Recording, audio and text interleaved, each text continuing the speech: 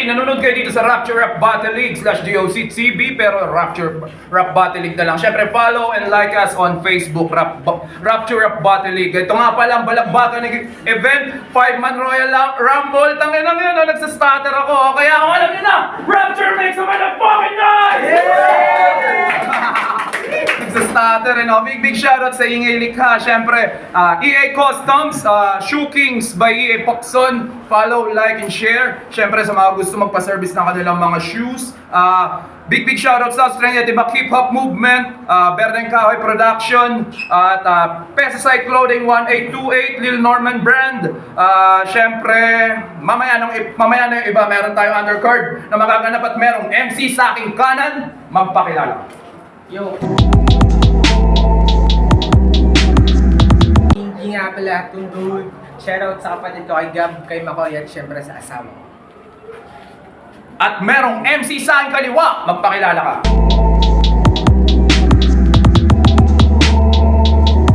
Yo, my G, galing Pascam, shoutout Tinig ng Cavite, shoutout Union Official, at YK Gang, at kay Pantaleon. At pag-usapan na nila na mauuna sa round 1 si King G, kaya kung ready ka na, palakpakan tayo. King G, go! Yo! Kalabang ko si Mike! Mike! Di ba ikay kapuso? Nabiglaan di tumibok yung puso? Grabe po kayo, Sir Mike! Ang dami pwede sa ni bakit pa sa mukhang aso? Round 1 game? Yeah! Over ka na! Pinanood ko mga laban mo. Ibang klase. Parang Section C. Rumaratrat na walang pinupunto si pare. Kahit kalaban ni nasa gete, di masapul kasi mali yung pag-atake. Pag mabilis ba, masakit? O kailangan mo lang bilisan para di ka maintindihan. Nakala mo siguro masakit ka na dyan. Mukha lang masakit pero di sa akin tatalab yan. Sa mabilisan linyahan siya nahubog. Madali lang mabugbog. Mabilis lang. Pero yung banat niya walang laman kapag ako bumanat na kasak. To kaya tumba ka labang parang natukhang sa kanto. At napanood ko yung laban mo. Lalo na dun sa 2v2. Ang bilis mo. Natalo. Kasi di naman kasi pabilisan ng basihan para magmukha na masakit sa laban. Kahit daanin sa suntukan, sayang niyang pagtodo mo. Kung di naman sa pool ka laban, magmumukha ka lang na baguhan kapag ganyang galawan. At aanhin mo yung pangratrata mong dala kung nagsasayang ka lang ng bala. Ako, sa sobrang tipid ko sa bala, kamao muna. Ako sa bawat suntok, tinutodo. Sinasakto, bawat buwelo, malaipo, lagay neto, delikado. Unang pasok, sa'yo pa ako, nag-ensayo. At mas sanay ka dito? Oo, ano? Ako palag kahit pa sino, tandaan mo na dapat binaban kapag bago na yung hero, di mo pa alam yung skills ko. At siya yung round 1 ni King G. Ito naman ang parating na round 1. Mike G, go! Yo! Wala na mahabang intro. Ang pangit mo. Pakinabat ba din ito? Sa dami ng pwedeng kalabanin ko, batang walang ligo ng 2 linggo. Hindi, siya nga pala si King G. Ganda na pangalan mo. Ano yan? Haring gangster? Aba, hanip brother. Itsura mo mukhang mahilig mang snatcher. Sarap mong hatawi sa mukha. Gamit hanger. Capture game? Yeah! Malamang ngayon napapaisip ka kasi piling niya matindi siya king ina sa dami ng pwedeng gawing pangalan. Bakit King G pa? Tanginang ko nagpapakahari kahit walang kaharian. Tarantado isa niyang kapaliwan. Pag ako lumaban na sa hamong malakas, matik yan. Gusto mo makalaban? Sige pagbigyan. Utali kay magaling lang magmagaling dyan. Parang pagkatalo ay yung matik man. Kaya welcome sa unang pagkasawi mo para di na yan biro. Anong dahilan pati kayo na parito? Aba iho baka di mo na makaya yung bitbit na galing ko. Dahil ako na mismo magagawa ng sarili mo na nicho.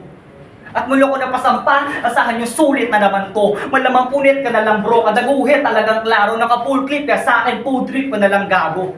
Kaya sumali ako rito para lumampaso ng kalat. Pag ako gumawa sa diyang hulmado mga banat at tumugbato walang awat sa adapages ko, paniguradong sa mukha mo lalapat. Yeah! Kasi latang bano mga tira masyado mahina. Akala mo mabisa, tapos sa mga tulad mo pinapatikim na sipa. Huwag kang umasa ito'y magwawagi pa. Kasi yung linya ay tila hindi pa sariwa. Kaya makalaban ka para sa akin madali na. Di pangalan ka na hari pero astahan mo pang alila. Pero simula pa lang yan, pare huwag kang kaabahan. Dahil meron pang 2 rounds na nag-aabang, kaya mag-antay ka lang. Yeah, siya na round 1 nila. Ito naman ang parating na round 2, King G, go! Ito ang gagawa ng lechon ko. Lechon pala. Lechonin kaya kita. Huwag na, payat. Maumay! Parang taba sa karne. Pero kahit maumay, kinakain ko pa din pare. Basagin ang linyahan na nagyayabang kung mabilis palagan mabagal lang ako. At least dire-diretso lang. O sige na, ikaw na yung mabilis na kuneho. At pagkumulang ako, pero nabasa mo na ba yung kwento? Nagpakampante ka masyado kaya nagulat ka sa mabagal na diretso. At ikaw yung unang pinangarang, madali lang natapakan. Sino ba namang mahihirapan sa unang tapak sa hagdan? Dapat nagsama ka para sa laban na may thrill naman. Yung aking sulat ay nasayang lang sa unang laban. Dilis na binwit yung puyat ko, nasayang lang. At ginaya ko yung linyahan, kahit palabag sa aking kalooban. Kaso nilagyan ko ng lalim at wala ka niyan. Pero maiba. Alam mo Mike, para akong salamin. Magpapabasag sa'yo. Kaso kapag basag na yung basag na bubog, isasaksak sa'yo.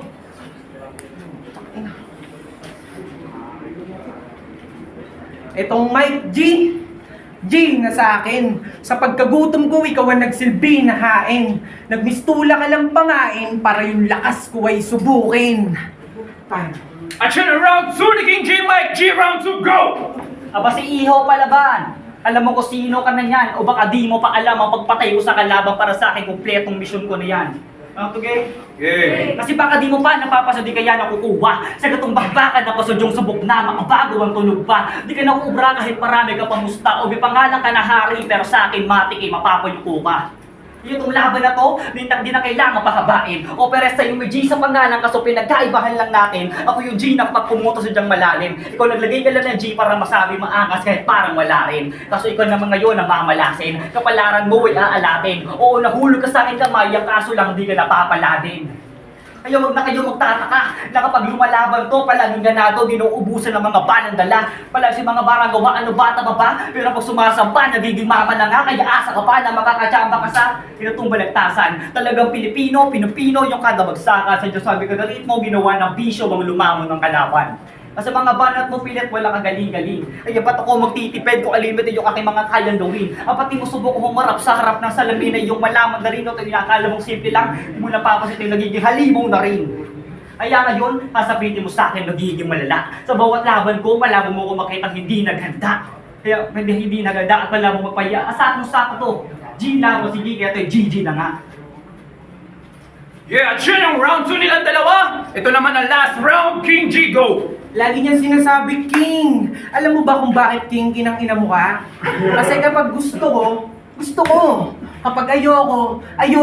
Doon palang hari na ako ng sarili ko. Yung akala mong malalim, may limitasyon mo lang. Ako hanggat buhay palag sa bawat hamon ng mga kalaban. Sarili ay mas higitan. Walang di kaya, lahat kinakaya. At ayun ang ating pinagkaiba na kapag sa'yo nilipat aking puwersa, masisira ang iyong makina. At bumawi daw siya. Sabi niya sa post niya sa FB, kasama yung aking pick pagka-predict din niya na gets na kaya kababawi. Kasi ngayong araw, ikay sawi. At itong Mike G, sa ulo iilawan.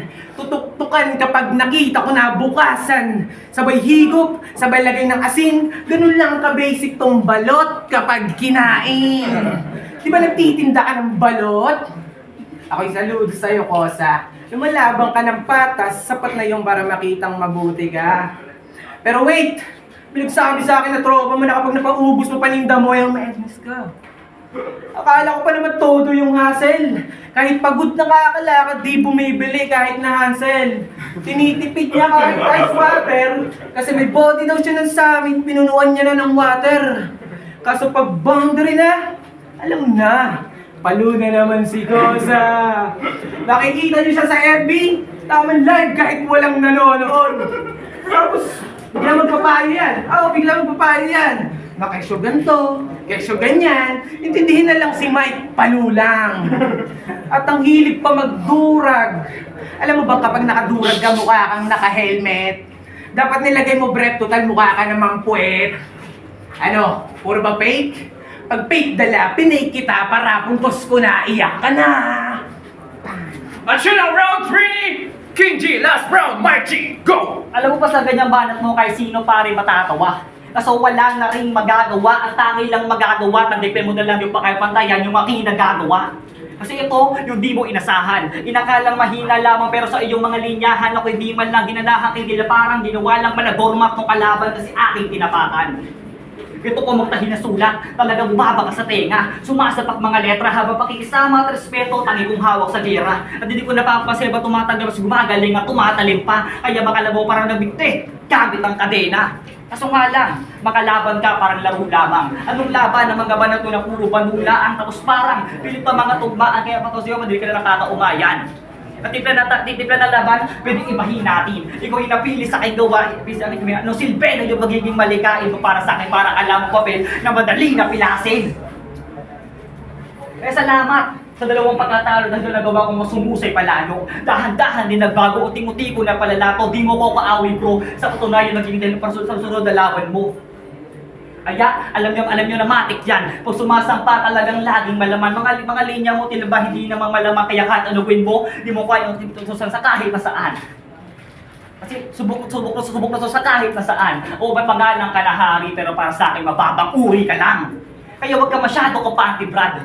Battle rap di akin ang habit sa tamang edad. Kaya mga tulad mo, sa akin matik body bag. Bubog sarado aabutin mo, pistulang punching bag. Kaya handa mo na, huwag mo na pang rebato. Pwede ka naman na mag-react kasi kahit walang gamit na itak, malamang to ibiyak.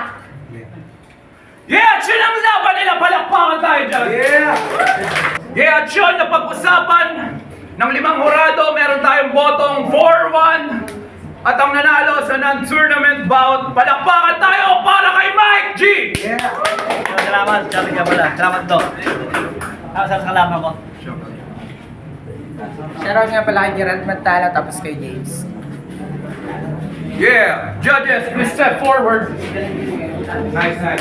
Hindi siya nag-shoutout. You check, typing nga pala ng Las Piñas, punchline count, punto-punto, round 1, King G, naka-apat siya doon, isang joke, 3 punto. Tapos Mike G naman, isang joke, isang flow, okay yung mga flow niya na yun, tapos 3 punto. Kinakount ko na lang yung mga punto nila. Tapos round 2 naman, nag-scatter si King G. Scatter, sa galing ko to eh. Binawasan ko yun, pero goods naman yung flow niya, yung gano'n niya, okay naman. Pero na minus points ako siya dahil sa choke ng konti. Mike G naman, goods yung flow, punto. 2 lang nabigay ko sa kanya nung round na yun. Round 3, Mike G, isang joke, round 3, King G ba? King G.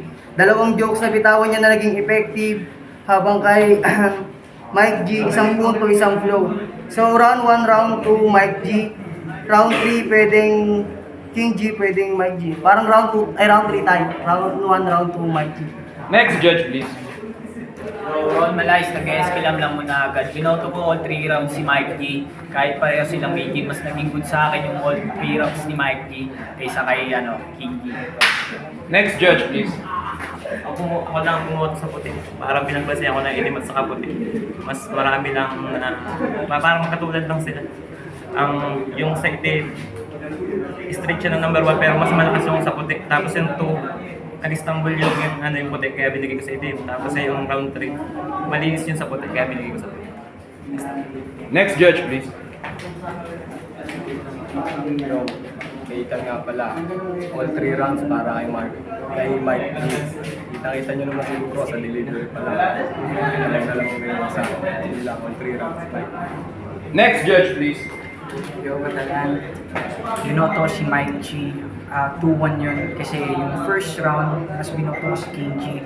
Maganda yung delivery niya, yung flow, effort yun. Pagdating naman sa second round, binoto si Mike kasi mas nag-base ako sa lyricism, sa meaning ng bawat bara nila na sinasabi, at saka yung sa delivery, yung pagiging smooth at perfectly executed yung performance.